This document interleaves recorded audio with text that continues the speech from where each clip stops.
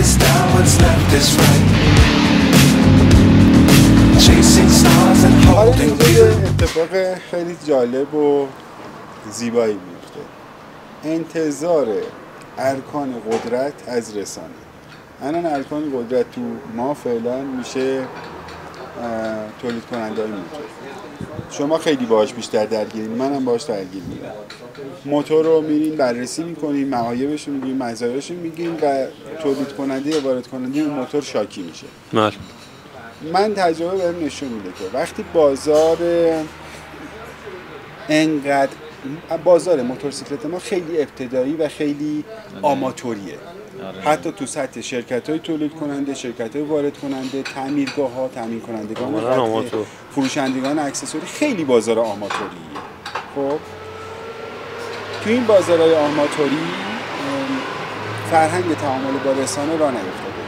چون رسانه ها هم آماتور میشن، رسانه ها منبع درآمدشون از خفگیریه. یعنی میخوام بگم دو طرف کار میلنگه. رسانه شروع میکنه برای اینکه درآمد داشته باشه بره یه نقطه‌ای رو پیدا کنه که دست بذاره رو اون که برند مجبور بشه با این تعامل کنه، مثلا به این یه سفارشی بده. وظیفه‌ش هم هست دیگه کار بکنه. خب نه، اگر من از منظر اینکه ما یه عیب از این کار پیدا بکنیم که عیب حقیه در موردش صحبت بکنیم، این خوبه. ولی از این منظر که ما حتما بریم اینجا رو فشار بدیم که از اون پول بگیریم بعد دیگه از این حرف نزنیم، این تو بازار آماتوری این اتفاق میفته. میگه تو عیب داری نداری به من ربطی نداره، اگه بهم پول ندی ازش حرف میزنم، اگه بهم پول بدی من لال میمونم، تو هر کار دوست داری تو بازار. از اون ور تامین کننده چیکار میکنه؟ تامین کننده اگه قدرت دستش باشه وقتی شما ازش بد بگید بلافاصله ازتون شکایت میکنه. یعنی اقدام حقوقی رو بلده، نه اقدام رسانه‌ای رو. طبعا رسیدن به اون بازاری که همه اینا حرفه‌ای بشن، مثل همین که سیامک میگه، یعنی تو چند سال آینده اونقدر این بازار توسعه پیدا میکنه که این مجبوره. همین الان میبینی برنده شروع میکنن دعوت کردن از ما تو مراسم مختلف به عنوان بازاری رسانه‌ای.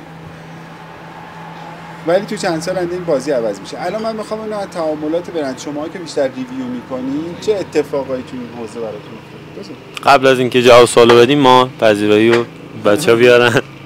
این چه املت بودن؟ خب یه املت ما بودیم.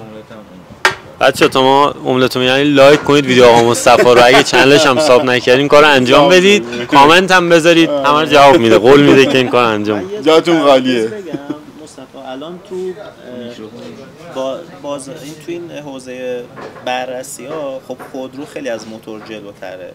یعنی اینفلوئنسرایی که تو حوزه خودرو کار می‌کنن هم تعدادشون بیشتره هم خیلی فعال‌تره.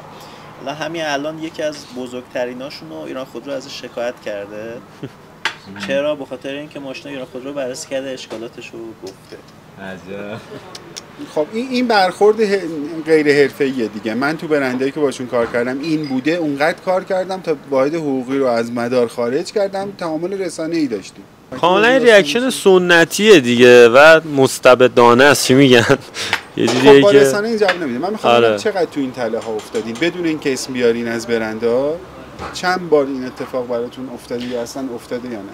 ما با برند بیپ با چند تا برند مشکل داشتیم تا الان و خب ما هم هیچ وقت قصدمون تخریب نبوده. یعنی کسی که ما رو دنبال کنه متوجه میشه که کاملا صادقانه داریم در مورد چیزی که از حرف میزنیم. ولی خب کم و بیش داشتیم، حتی ما یک مورد شکایت هم داشتیم از یکی از شرکت‌ها، به مراحل اولیه حقوقی هم رسید. ولی خب دقیقاً با هم سیستمی که خودتون گفتین رفعش کردیم، یعنی بردیم به اسم که آقا چرا دارید اینجوری میکنید؟ این شرکت‌ها اقدام حقوقی میکنن ولی منظورشون اقدام حقوقی نیست، منظورشون اینه که بیاین بشینیم مذاکره کنیم. آره شاید راهشو بلد نیستن، دادگاه به نتیجه نمیرسن. آره طرف آفرین میگه چک اول من میزنم که اینا دفعه بعد این کارو نکنن.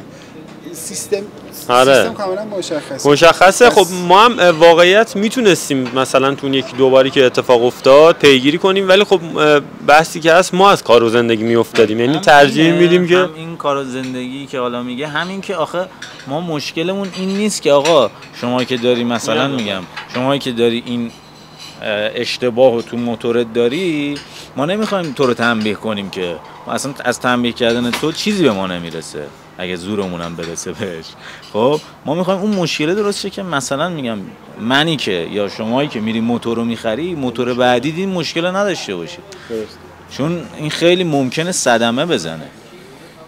در حقیقت کمک میکنی به اون برنده. آره مشکل چه ما یعنی اگر هم مثلا داریم انتقادی از حالا موتوری چیزی، ما شما هر کی هر کدوم از بچه‌ها که داریم کار، اگر بحث انتقادی هست اون انتقاده برای اینکه اون درست بشه. چون مثلا میگم وقتی ما کلا 7-8 تا شرکت بزرگ داریم که دارن موتور تولید میکنن، ما نمیتونیم به اونا ضربه‌ای بزنیم که فروششون کم بشه، چون مثلا میگم فلان موتور رو فقط داره این شرکت میاره، مردم هم بخوان به جز اون اصلا جایی نمیتونن بیارن. مرسی ازتون که امروز وقت گذاشتین با هم دوری زدیم. امیدوارم که بهتر کنین.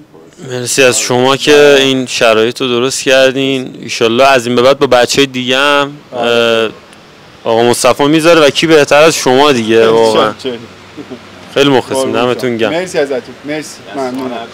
خدافظ. بچه‌ها مرسی که همراه ما بودین. امیدوارم که به شما هم خوش بگذره و لذت ببرین. هر موتور، دوچرخه، پیاده، سواره، هر چیزی که هست خوش بگذره بهتون.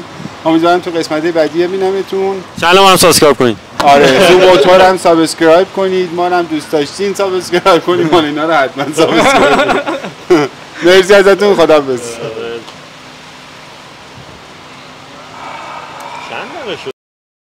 ببین ما شیکممون رو سپردیم به تو، حالا باز گشنگی بکشیم. این چیه آخه؟ نگفته بودی که نتونو بسکویت ساق طلای آب بده. اگه میخواید همه بررسی هم با هم میده.